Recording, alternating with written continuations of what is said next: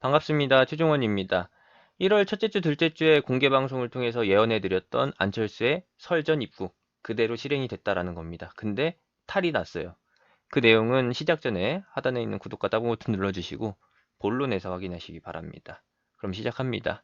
1월 19일 안철수의 귀국이 진행이 됐다라는 겁니다. 정계 복귀를 위한 첫 단계인데 첫 단계에서 진행됐던 기자회견에 폭탄이 터집니다.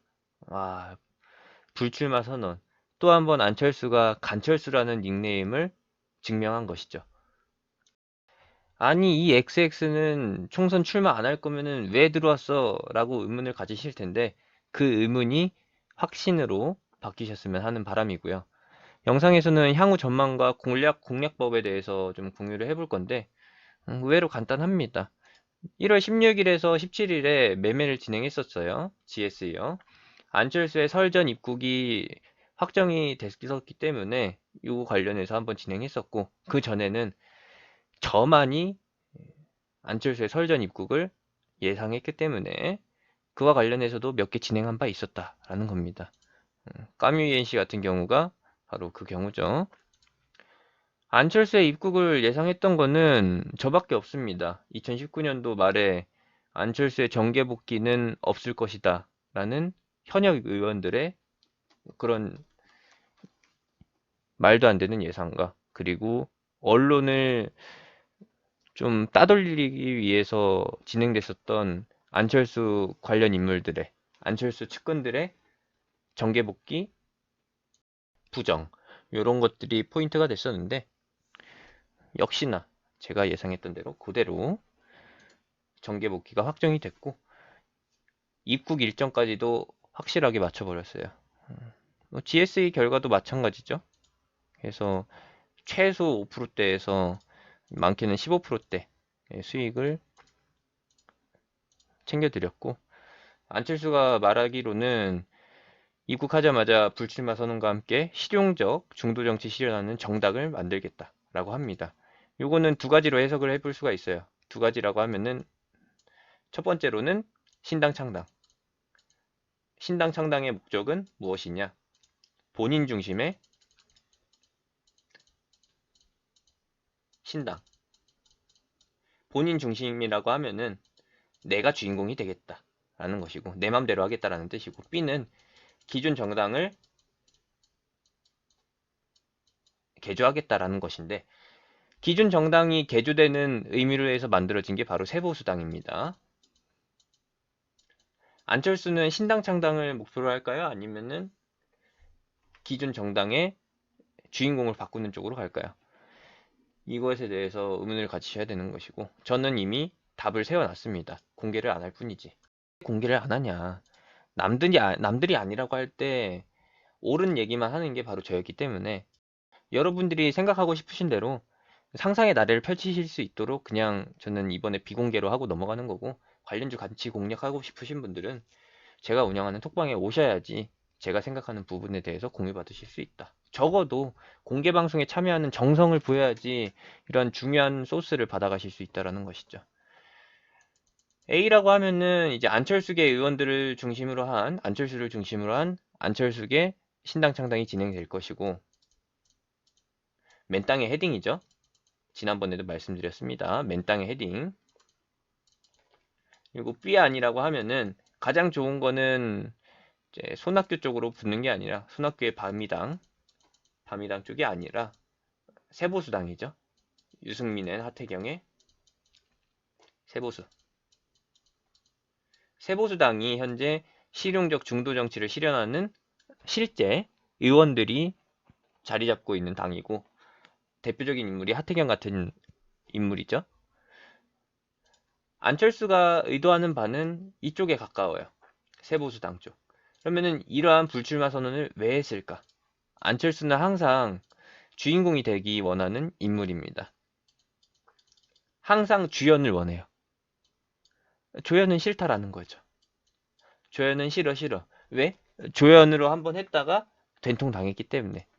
된통 당했다라고 하면은 뭐예요? 18대 대선에서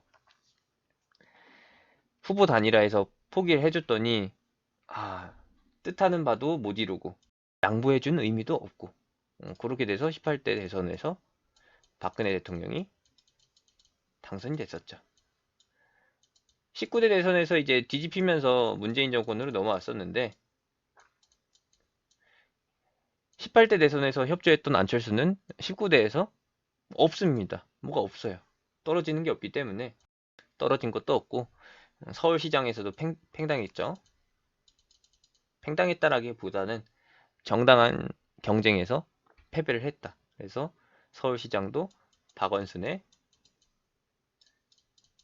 시장의 먹잇감이 되면서 박원순 시장 같은 경우에는 3선에 성공하죠. 18년도 6월에 있었던 서울시장 선거에서 패배를 하면서 정계 은퇴를 선언했고 그 타이밍에 다 없어집니다. 바른미래당도 안철수가 없는 안철수당 이런 딱지가 붙었고 그리고 안철수의 싱크탱크 역시도 다 해산이 됐었죠. 안철수의 싱크탱크라고 하면은 까뮤 ENC 이것이고 그리고 GSE 같은 경우에는 안철수 연구소 출신이 이 회사에 있다라는 것 때문에 부각을 받은 것이고요. 서른이 굉장히 길었었는데 간단하게 말씀드려서는 당연히 불출마는 악재입니다. 이 뒤에 어떤 식으로 손바닥을 뒤집을지는 모르는 거예요. 하지만 기존에 선제적으로 제시된 것은 불출마이기 때문에 악재가 그대로 반영이 될 것이고 주가로 따져보게 되면은 이 자리 깨고서 그 다음 흐름이 진행이 된다라는 거. 일단은 실망매물, 악재에 대한 실망매물이 나온다. 이것은 GSE뿐만 아니라 까뮤 ENC뿐만 아니라 기존 안철수 관련주, 안랩, 써니전자, 기타 등등의 모든 종목에 해당하는 것이고 좀 안타깝죠. 근데 안철수는 벌써 이게 몇 번째예요. 이러한 과정에서 사람들은 두 분류로 나뉘게 됩니다. 고점에서 비중 투여를 한 사람들. 어이 베팅이에요, 베팅은. 그리고 B 같은 사람들은 가볍게 진행한 사람들이고 비중 베팅을 했던 사람들은 당연히 걱정이 태산일 겁니다. 내일 당장 비중 축소를 진행하느냐 아니면 이것을 존버를 하느냐 라는 것에서 장은 열리지도 않았는데 벌써 고민하실 것이고 그리고 이런저런 정보를 얻기 위해서 커뮤니티를 돌아다니다 보면은 아따 흑우 왔는가 라고 하면서 놀리는 글들만 보면서 멘탈이 완전 나가게끔 휘둘리게 되죠. B에 해당하시는 분들 같은 경우에는 애초에 이 부분까지 염두에 쓸 수도 있고 아니면은 더 잡아보려고 했으나 가볍게밖에 안 잡힌 거일 수도 있어요. 가볍게 잡으려고 했던 게 아니라 의도와는 다르게 가볍게 잡힌 것일 것이고 이번을 기회로 볼 수도 있다라는 것이죠.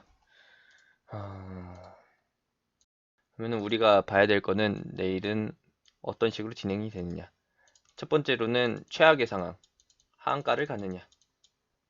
이거에서는 또 두 가지가 있어요. 점하한가냐 아니면은 하락 출발 후 하한가까지 직행하느냐. 두 번째는 적정선의 개파락. 개파락 후 스톱. 요겁니다. 두 가지가 될 텐데 아싸리 하한가를 가면 좋은 것이고 개파락 후 스톱이 되면은 조금 덜 좋다라는 거. 애초에 이렇게 시작된 종목은 거래량이 터진 종목은 불시에 출현되는 악재에 의해서 개파락할 때 분명히 반등을 노린다는 거죠. 반등을 만들어낸다라는 거예요. 누군가가 만들어주는 기술적 반등을 기다리는 게 아니라 직접 만듭니다. 그래서 실망 매물의 소화 기간이 필시 따라줘야 되는 것이고요. 점하한가로 간다라고 하면은 하한가가 풀리거나 아니면 그 다음날에 이어지는 추가 하락까지도 확인을 해야 된다는 거. 그리고 개파락 후 버텨준다라는 것은 그 위치가 바로 누군가가 기술적 반등을 위해서 다시 한번 물량을 받는 자리이기 때문에 투매에 의해서 나오는 물량들, 사람들이 손절하기 위해서 던지는 물량들을 누군가가 야금야금 받아먹는다는 거죠. 그 받아먹는 자리를 확인하고 나서 진행해도 늦지 않는다라는 거. 그리고 한 번 시작된 테마는 한 번 밟는 브레이크로 멈추지를 않습니다. 연쇄적으로 흐름이 나타나고 브레이크가 달아 없어질 때까지도 계속 달리기 때문에 이것이 스트레이트로 달리지 못한다 한들 그래도 3중, 3중 청전형 적어도 2중 청전형의 고점 패턴은 나와야 되지 않겠어요? 그래도 나름 새롭게 출발한 테마의 대장주들인데 기존 테마주들 역시도 그런 부분들을 기대해 볼 수가 있는 거고요. 안랩 그리고 뭐 써니전자 이런 것들이 대표적인 것이고 후발주들 오픈베이스 다물멀티 이런 것들은 조금 더 애매할 수가 있겠죠. 애매한 것은 애매한 상태로 두면 되는 것이고 확실한 것은 확실하게 대응을 하면 되는 건데 야 이렇게만 말씀드리면은 참 겉핥기식으로 말씀드린 거라 판단이 안 서실 겁니다. 애초에 이 정도까지 말씀드렸을 때 판단하실 수 있는 분들은 이미 확신이 서셨을 거예요. 하지만 애매하게 진행하신 분들은 제가 운영하는 톡방에 들어오셔서 제가 추후에 진행하는 부분에 대해 따라오시게 되면은 이번에 생긴 불안감이나 궁금증들이 다 해소될 겁니다. 요거는 아마 제가 2월달 내에 해결시켜 드릴 수 있을 것 같아요. 적어도 안철수 부분에 대해서는요. 이런 것들을 보시게 되면은 뭐 어느 정도 감이 오실 거고 그리고 제 공개 방송을 한 번이라도 보셨다라고 하면은 12월 달에 안철수를 외쳤던 것 그리고 1월 첫 주, 둘째 주에 안철수의 복귀 일정까지도 맞췄다라는 거 맞춘 게 아니에요 사실 저는 그냥 알고 있었던 거예요 알고 있었던 걸 알려드린 거지 홀짝 맞추듯이 맞힌 게 아닙니다 어디 가서 싸구려 그런 되도 않는 이야기에 대해서 현혹되지 마시고 정확하게 아는 사람에 대해서 저 같은 사람한테 좀 배우면서 앞으로를 준비하고 대응하셨으면 합니다. 관련주들 공략은 계속 하고요. 당연히 위기를 기회로 보느냐 아니면은 위기를 진짜 대응해야 할 리스크로 보느냐는 제가 도와드리겠습니다. 함께 하고 싶으신 분들은 하단에 있는 링크, 댓글에 있는 링크, 영상 끝나고 나오는 링크 타고 들어오셔서 제가 운영하는 톡방에서 제가 진두지휘하는 리딩에 대해 따라오시면서 불안감을 해결하셨으면 합니다.